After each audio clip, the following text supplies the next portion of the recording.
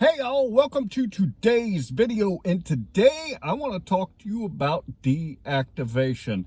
And I'm going to use DoorDash as the platform that I'm going to talk about deactivation, but this also can apply to Uber Eats and GrubHub.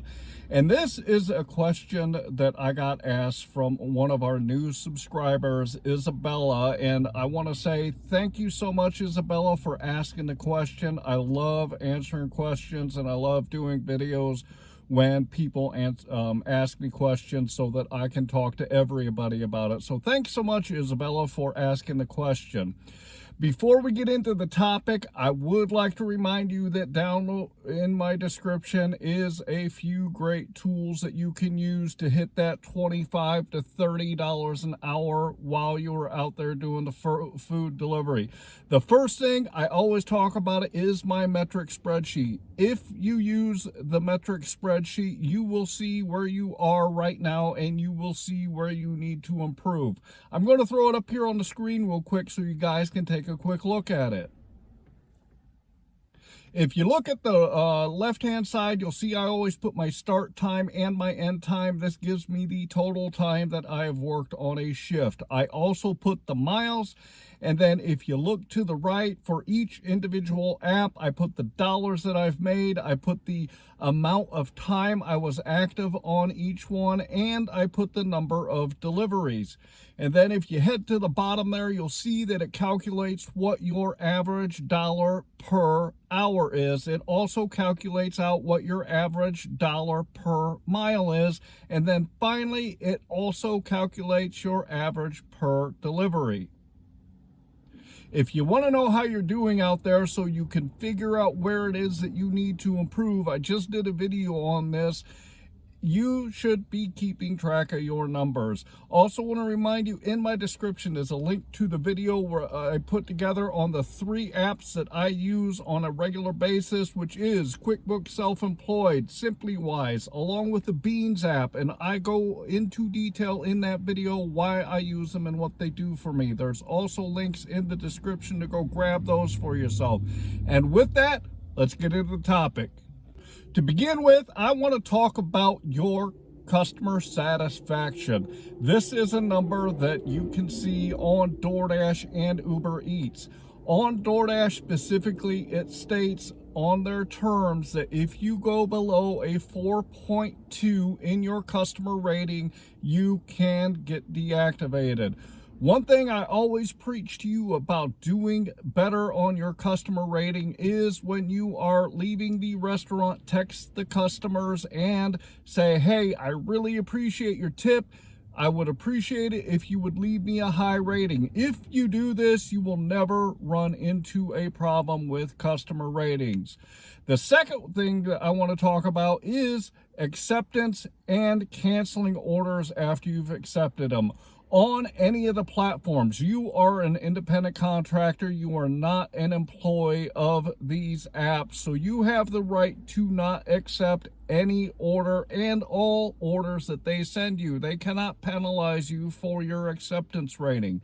However, if you actually accept an order and then for whatever reason you give that order back and say, I can't do it, this will go against your completion rating. On DoorDash, if you have an 80% or less on your completion rating, you could stand a chance of being deactivated on the platform. So you gotta make sure that completion rating stays above 80%.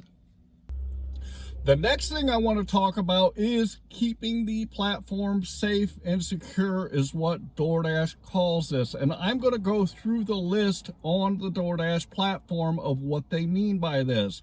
There could be violent or inappropriate behavior while you are dashing.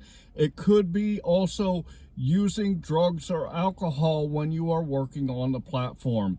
It could be discrimination or harassment against people when you're working on the platform. It could also be unsafe driving or biking when you are on the platform. And it could also be failure to pass a background check. And it could also be disclosing personal information of the customers that you are delivering to. So these are the things that fall under the different safety and security of the platform, and this is what DoorDash expects, and I'm sure that Uber Eats and GrubHub has something similar. The last section that I want to talk about is abusing the platform. This one really came out when the Para app was really popular the last few months, because this violated the terms of service on DoorDash. So what falls under abusing the platform? Number one, it could be manipulating the referral system. This is why the platforms say that you are not allowed to give out your referral link on the social media platforms. It could also be using the red card improperly. What does this mean? This means that you're trying to use the red card for something other than what the actual order states. Don't do it, because you could be deactivated. It also could be providing information that is false or inaccurate to the platform or to one of the restaurants that you are picking up from, or from a CVS or a Walgreens. It could also be tampering with deliveries.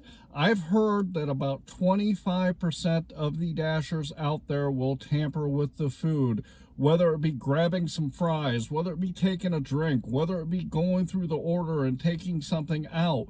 Don't ever do this. I have done over 3,000 deliveries, and not one time have I ever messed with the food. This is immoral, this is unethical, and don't do it. This also could be disrupting the the DoorDash platform. This is probably one of the things that Para fell under. You do not have the right, if you sign up for these platforms, to mess with the platforms themselves. Scraping.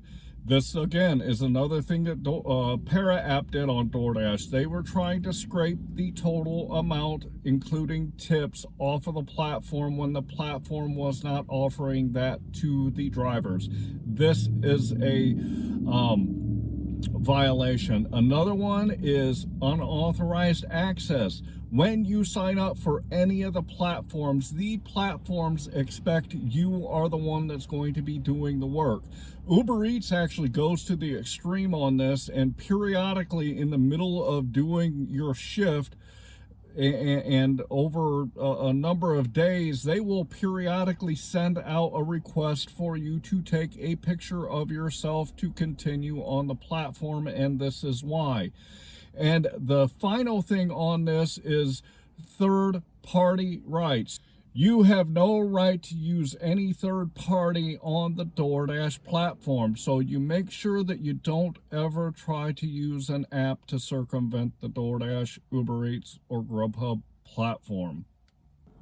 The last section has to do with when you actually accept an order. Every time you hit that accept button, you are accepting a contract between you and the customer and the platform. In other words, when you hit accept, you are agreeing to pick up and deliver that food or other items. If it's not a food run, you are accepting to pick up and deliver that stuff to the customer for that platform. If you pick up an order and you don't deliver it, and it is because you've decided not to deliver it, you can be deactivated. If you decide to pick up an order and stop by, and let's say you stop at Walmart, or you stop at another restaurant to grab some food for yourself, and that order is extremely late, that could also be a reason that you could be deactivated. One thing I also want to say is you can get a violation on these apps, and it can be absolutely not your fault. I have had one contract violation in my 3,000 plus deliveries, and this was on DoorDash. Here's the scenario. I went to a restaurant to pick up an order. I confirmed that I was there. I waited literally a half an hour to pick up this particular order on DoorDash.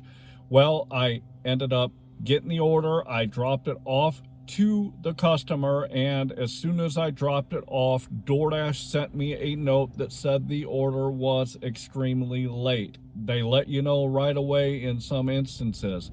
So I actually got a contract violation, and it was not my fault or anything that I did wrong.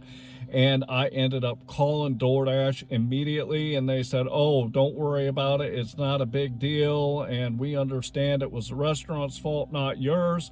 However, they never took the violation off of my account. I never went back and tried to get them to take it off again, because it will eventually fall off after I make another 100 deliveries on the platform. But I want you to understand that sometimes you could get a contract violation based on something that is completely out of your control and not your fault. My suggestion to you would be to get in touch with that platform right away so you have it documented when that happens. So these are all the reasons that you could face deactivation. And what it boils down to here, Isabella, is yes, there are a lot of ways to get deactivated.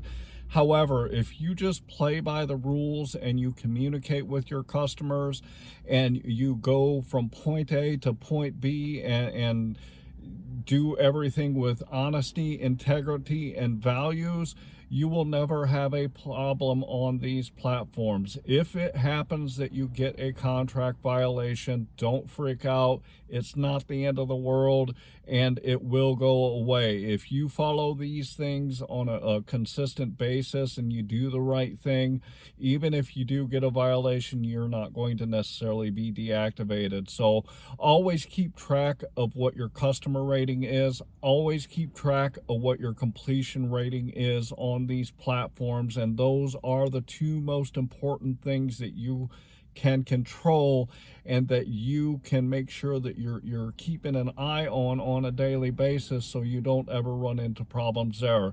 I hope that you got a lot out of today's video, and I also hope that you're out there getting the money that you and your family deserve. I'm going to remind you, head down into my description, check out those tools that I've put together for you guys. Also, subscribe to my channel. Hit that subscribe button and the notification button. Also, like this video so that it can get in front of more people. And finally, if you know anyone at all that can use the information, the guidance, and the education that I throw out here, feel free to share my content with others. With that, I'm going to say thanks.